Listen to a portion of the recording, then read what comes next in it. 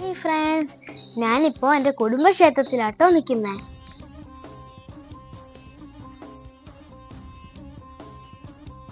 സാധാരണ നമ്മളെ മലയാളികളുടെയൊക്കെ കുടുംബക്ഷേത്രം കേരളത്തിൽ തന്നെ ആയിരിക്കുമല്ലോ.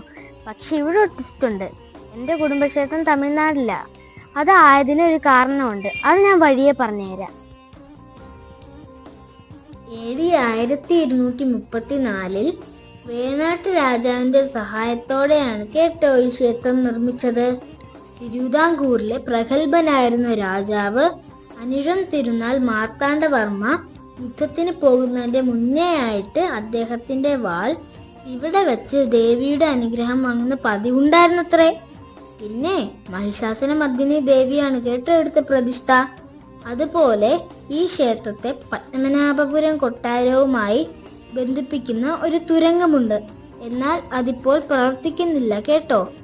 1956 സംസ്ഥാനങ്ങളെയൊക്കെ ഭാഷയുടെ അടിസ്ഥാനത്തിൽ വിഭജിച്ചായിരുന്നല്ലോ. അപ്പോഴാണ് തിരുവിതാംകൂറിന്റെ ഭാഗമായിരുന്ന ഇവിടം തമിഴ്നാടിന്റെ ഭാഗമായി തീർന്നത്. ഇവിടുത്തെ ലൊക്കേഷൻ വരുന്നത് കന്യാകുമാരി ജില്ലയിൽ സ്വാമിയാർ മഠത്തിൽ നിന്നും 2 കിലോമീറ്റർ പോയാൽ ഈ ക്ഷേത്രത്തിലെത്താം. അപ്പോൾ ഈ വീഡിയോ എല്ലാവർക്കും ഇഷ്ടപ്പെട്ടെന്ന് കരുതുന്നു.